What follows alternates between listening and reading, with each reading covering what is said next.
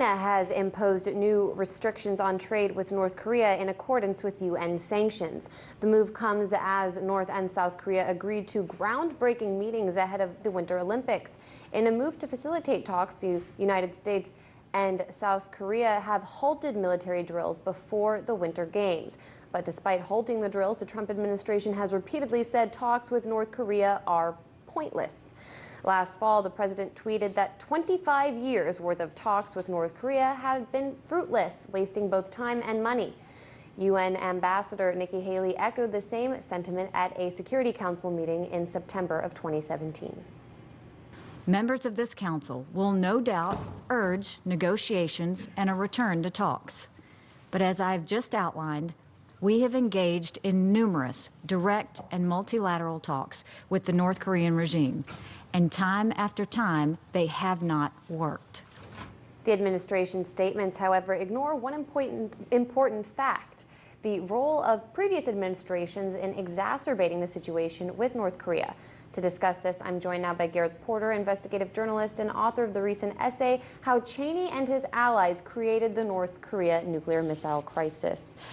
Nice to see you, Gareth, as always. As we just heard, U.S. politicians often declare that talking to North Korea doesn't work. Your latest article, however, explains why that's not totally the case. Take us back to the 1990s. What was the Clinton administration able to do with talks?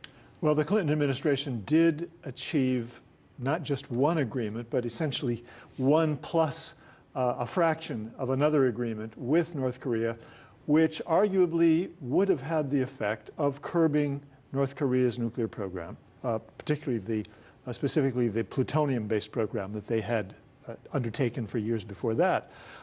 And they had even begun to negotiate on North Korea's missile program, the long-range missile program, which of course we now see is a fundamental problem for the United States as they get closer and closer to having an ICBM capability, being able to reach the United States.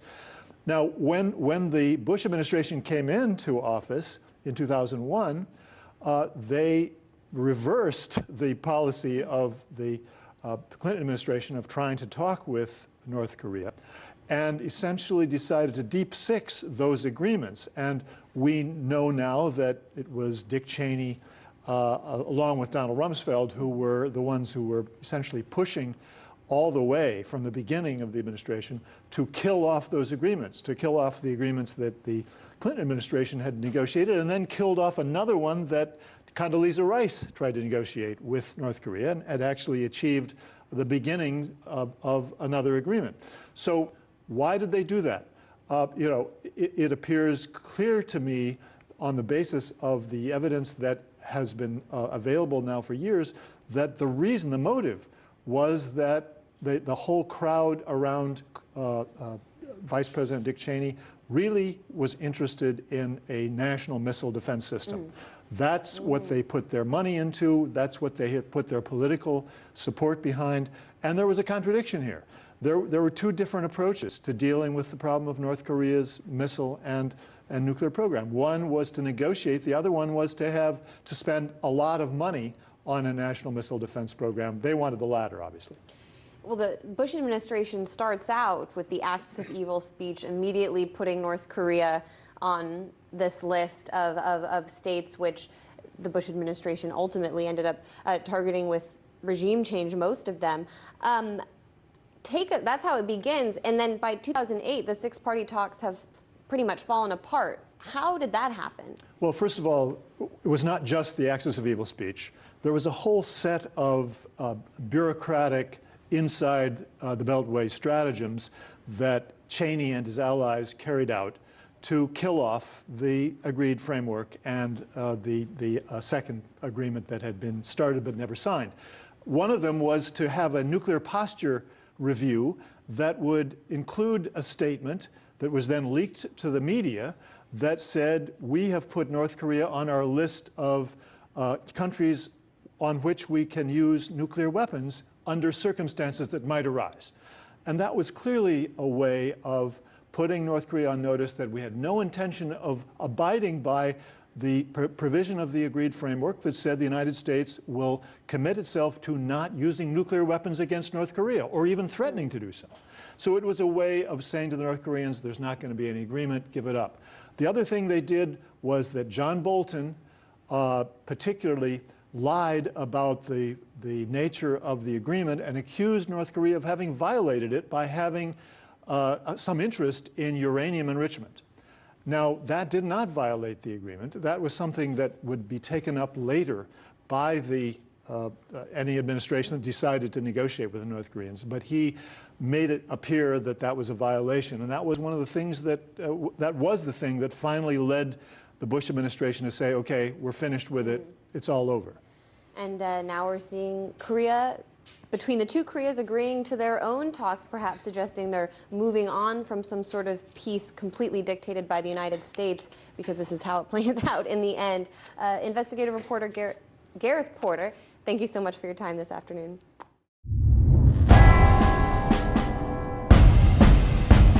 Let's turn to Gordon Chang, foreign affairs journalist and author of Nuclear Showdown, North Korea Takes on the World.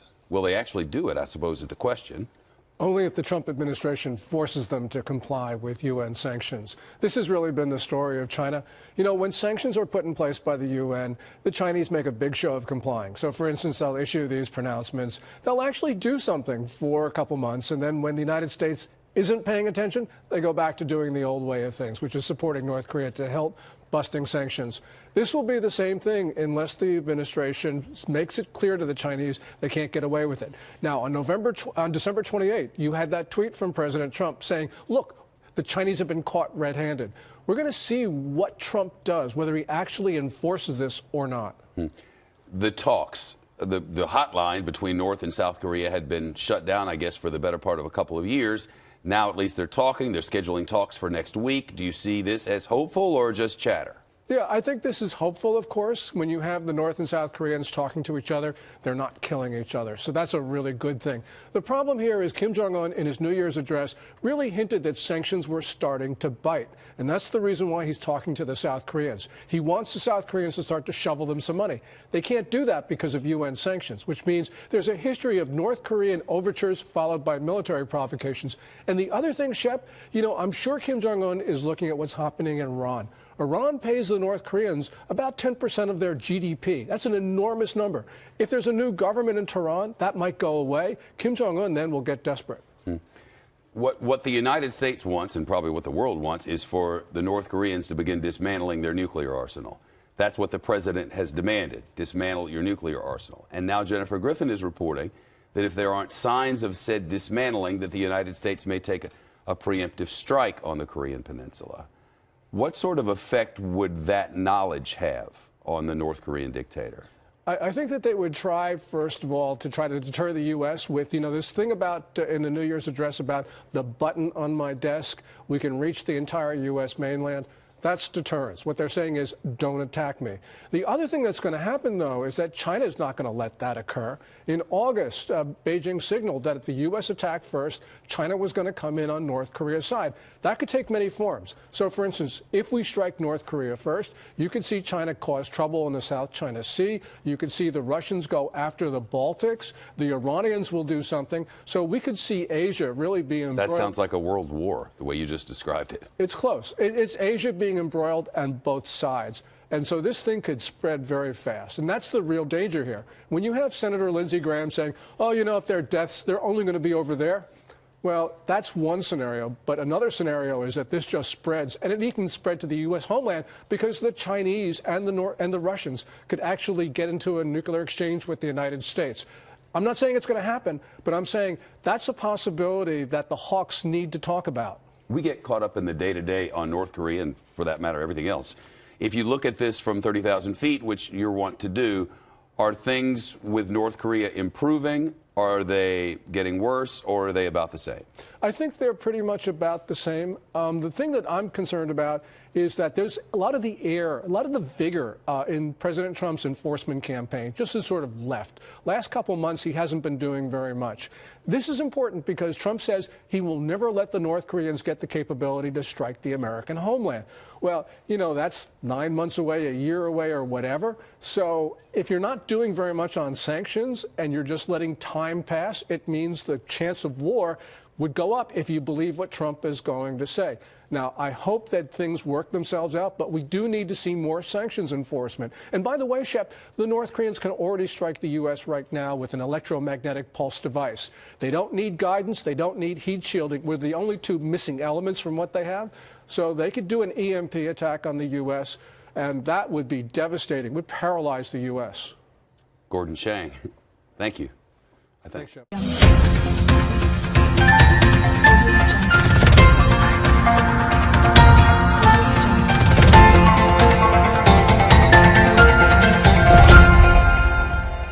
Years worth of talks with North Korea have been fruitless, wasting both time and money. UN Ambassador Nikki Haley echoed the same sentiment at a Security Council meeting in September of 2017. Members of this council will no doubt urge negotiations and a return to talks. But as I've just outlined, as North and South Korea agreed to groundbreaking meetings ahead of the Winter Olympics. In a move to facilitate talks, the United States and South Korea have halted military drills before the Winter Games. But despite halting the drills, the Trump administration has repeatedly said talks with North Korea are pointless. Last fall, the president tweeted that we have engaged in numerous direct and multilateral talks with the North Korean regime, and time after time, they have not worked. The administration's statements, however, ignore one important fact: the role of previous administrations in exacerbating the situation with North Korea. To discuss this, I'm joined now by Gareth Porter, investigative journalist and author of the recent essay, How Cheney and His Allies Created the North Korea Nuclear Missile Crisis. Nice to see you, Gareth, as always. As we just heard, U.S. politicians often declare that talking to North Korea doesn't work. Your latest article, however, explains why that's